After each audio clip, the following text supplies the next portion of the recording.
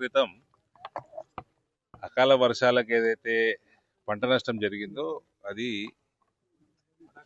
జగిత్యాల జిల్లా బాగా ఎఫెక్ట్ అయింది. అందులో ప్రముఖంగా కొరుట్ల నియోజకవర్గం బాగా ఎఫెక్ట్ అయింది.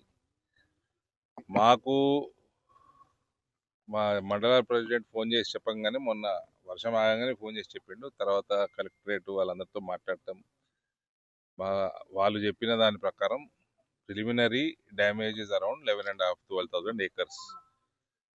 అది సుమారు 12,000 పైచీలకు రైతులకు సంబంధించింది. కానీ మేము చేసుకున్న ఇన్ఫర్మేషన్ అన్ని మండలాల నుంచి, ప్రత్యేకంగా కొరుట్ల మండలం నుంచి, జగిత్యాల నియోజకవర్గం నుంచి, కొరుట్ల నియోజకవర్గం తెచ్చుకున్న దాంట్లో మాకు అర్థమవుతుంది 20,000 పైన ఎకరాలు డ్యామేజ్ అయినట్టు. అందులో మ్యాక్సిమం మోర్ దెన్ 60% ఇబ్రాహీంపట్నం మండలం అయింది. సుమారు 54 గ్రామాలు ఎఫెక్ట్ అయినాయి ఈ జిల్లాలో. అందులో ఎక్కువ శాతము ఈ వరి, మామిడి, నువ్వులు ఉన్నాయి, సజ్జలు కూడా ఉన్నాయి. సో దీని మీద ప్రభుత్వం తక్షణమే స్పందించాలి. ఇది ప్రతిసారి జరిగే ప్రకృతి వైపరీత్యాలను చెప్పిరావు. ఒకటి, యావత్ భారతదేశంలో మనకున్న 140 కోట్ల జనాభాలో, ఇంత పెద్ద దేశంలో ప్రతి రాష్ట్రంలో వ్యవసాయం, భారతదేశం మొత్తం మన వెన్నుముకనే వ్యవసాయం. సో దీనికి ఒక ముందు చూపుతోటి ఇటువంటి అఘాయిత్యాలు అవుతాయి అన్న ముందు చూపుతోటి ఫసల్ బీమా పథకాన్ని కేంద్రం ప్రవేశపెట్టింది. ఫసల్ బీమా పథకం ప్రవేశపెట్టి దాన్ని రాష్ట్రాలు సద్వినియోగం చేసుకోవాలి, వాళ్ళ వాటా వాళ్ళు కట్టుకోవాలి. ఇది 2014 నుంచి 24 దాకా దొరల ప్రభుత్వం దీన్ని సద్వినియోగం చేసుకోలేదు. వీళ్ళేమన్నా నష్టపరిహారం ఇస్తారా అంటే ఇయ్యరు. ఈ ప్రభుత్వం వచ్చినాక కూడా, కాంగ్రెస్ ప్రభుత్వం వచ్చినాక కూడా సంవత్సరంన్నర నుంచి ఒక సిస్టమ్ డెవలప్ చేస్తలేరు. ఏ గాలికైతే కేసీఆర్ నడిపిండో అదే గాలికి ఇంకా అధ్వానంగానే కాంగ్రెస్ ప్రభుత్వం నడుపుతా ఉంది. భారతీయ జనతా పార్టీ ప్రభుత్వాలు ఎక్కడున్నా కూడా సిస్టమ్ డెవలప్ చేస్తాయి. ప్రభుత్వాల దగ్గర కూడా ఇక మా రేవంత్ నేషనల్ మీడియాలో కూడా మాట్లాడుకుంటా మన ముఖ్యమంత్రి నా దగ్గర పైసలు లేవని చెప్తున్నాడు. నేను 4 లక్షల కోట్ల అప్పులు ఉన్నాయి అనుకున్నా, కానీ 8 లక్షల కోట్ల అప్పులు ఉన్నాయి. నేను కుర్చీలో కూర్చున్నాక తెలిసింది. అంటే నువ్వు చేతులు ఎత్తేసేయడం లెక్క. వీళ్ళకి రైతు భరోసా లేదు, వీళ్ళకి రుణమాఫీ సక్రమంగా కాలే, వీళ్ళకి బోనస్లు ఇస్తలేరు. ఎటువంటి వీళ్ళ ప్రభుత్వం కాంగ్రెస్ వచ్చినాక మార్పు ఏం లేదు. కనీసము ఒక సిస్టమ్, కేంద్ర ప్రభుత్వం ప్రవేశపెట్టిన సిస్టమ్ ఇంప్లిమెంట్ చేసుకుంటే రైతులకు ఒక అండగా ఉంటుంది. వీళ్ళు ఇచ్చే బోనస్లు, వీళ్ళు ఇచ్చే భరోసాలు, బంధులు ఇవన్నీ తర్వాత additional. First of all primary మీరు సిస్టమే కొలాప్స్ అయి ఉన్నది రాష్ట్రంలో. అది కేసీఆర్ కొలాప్స్ చేసేట్టు.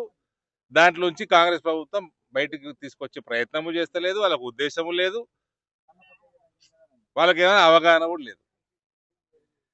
కాబట్టి ఇప్పుడు జరుగుతున్న నష్టానికి, ఈ 2 రోజుల వర్షాలకి నష్టానికి తక్షణమే 50,000 రూపాయలు మేము డిమాండ్ చేస్తా ఉన్నాం. రెండో విషయము, ఫస్ట్ నేను సుమారు నాకు ఐడియా ఉంది 25-30 వేలు వరికి పెట్టుబడి ఉంటుందని. ఇప్పుడు ఈ ధరలు పెరుగుడికి ఇంకా పెరుగుతూనే ఉంటుంది అది. కానీ ఇప్పుడు చూసినాక డ్యామేజ్ ఏ రకంగా అయిందో, ప్రత్యేకంగా ఇబ్రాహీంపట్నం మండలం చూసినాక నేను 50,000 డిమాండ్ చేయాల్సిందిగా నేను నిర్ణయం తీసుకున్నాను, డిమాండ్ చేస్తాను. ఇది ఇవాళ అగ్రికల్చర్ మినిస్టర్ నిజామాబాద్కి వచ్చిండు. నేను ఈ నుంచి మళ్ళీ నిజామాబాద్ పోతాను. ఇప్పుడు అక్కడ ఆయనకి లెటర్ రాస్తాను, కలెక్టర్కి కాపీ పెడతాను. తక్షణమే మీరు విడుదల చేయండి. మీరు ఒక సిస్టమ్ డెవలప్ చేస్తలేరు, పైసలు లేవంటున్నారు. పైసలు అట్లా ఉంటుంది కాబట్టి కేంద్ర ప్రభుత్వం సిస్టమ్ పెట్టింది, దాన్ని సద్వినియోగం చేసుకోండి. అన్ని డిపార్ట్మెంట్లలో పెట్టింది, ప్రత్యేకంగా అగ్రికల్చరు మనకి మోస్ట్ ఇంపార్టెంట్ మన దేశంలో, మన ప్రాంతంలో, మన రాష్ట్రంలో. కాబట్టి ఇవన్నీ కూడా ఒక సిస్టమ్ పరంగా నడిస్తే బెటరు. మీ ప్రభుత్వం ఫెయిల్ అయింది, పాత ప్రభుత్వం కంటే అధ్వానంగా తయారైంది. ఇవన్నిట్లో కూడా రైతు అనే వాడు విక్టిమ్ కాకూడదు. సో దయచేసి ఇప్పటికన్నా మీరు ఫసల్ బీమాని ఇమీడియట్గా ఇంప్లిమెంట్ చేసుకోండి. కొత్త ఆర్థిక సంవత్సరం మొదలైంది, ఇంప్లిమెంట్ చేసుకోండి. ఇప్పుడు జరిగిన నష్టానికి 50,000 రూపాయలు ఎకరానికి ఇవ్వాల్సిందిగా మేము డిమాండ్ చేస్తాం. అంటే సార్ ఈ టీఆర్ఎస్ ప్రభుత్వంలో ఉన్నప్పుడు కూడా ఇట్లాంటి సంఘటన జరిగినప్పుడు కూడా ఇప్పుడు కూడా నష్టపరిహారం అనేది రాలేదు. ఇప్పుడు కాంగ్రెస్ పార్టీ కూడా మన ఫసల్ బీమా యోజన కూడా అమలు చేయడం లేదు. వీళ్ళు ఇద్దరు 2 ప్రభుత్వాలు దోచుకున్నడికే సరిపోయినరు. వాళ్ళు దోచుకొని పోయినరు, వీళ్ళు దోచుకున్నట్లనే ఫోకస్ చేస్తున్నారు. అంటే గత 30 ఏళ్ల నుండి ఎప్పుడు జరగనంత తీవ్రత ఈసారి జరిగింది. అంటే కేంద్రం నుండి ఏమన్నా సహకారాలు అందించే అవకాశం ఉందా బాధిత రైతులకు? కేంద్ర సహకారం కావాలన్నా కూడా రాష్ట్రం నుంచి పోవాలి. మీకు ప్రపోజల్ రాష్ట్రం నుంచి పోవాలి, ఉన్న సిస్టంలో పోవాలి. కేంద్రము ఒక సిస్టమ్ పెట్టింది, ఫసల్ బీమా అని పెట్టింది. నువ్వు బండి కొనుక్కున్నావు కదా బ్రదర్, నీకు బండ్లు లేవా? ఈ బండ్లకు ఇన్సూరెన్స్ ఉందా?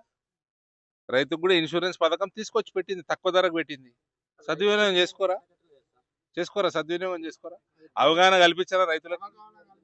అవగాహన కల్పించాలా, సద్వినియోగం చేసుకోవాలా, ఇన్సూరెన్స్ కంపల్సరీ చేయాలా.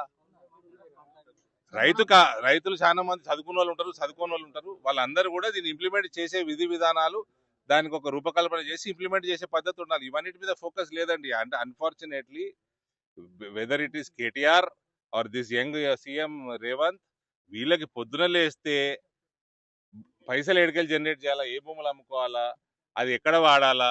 మరిన్ని వీడియోస్ కోసం ఛానల్ ని సబ్స్క్రైబ్ చేయండి. లేటెస్ట్ అప్డేట్స్ కోసం వాట్సాప్ ఛానల్ ని ఫాలో అవ్వండి. అండ్ లింక్ డిస్క్రిప్షన్ లో ఉంది.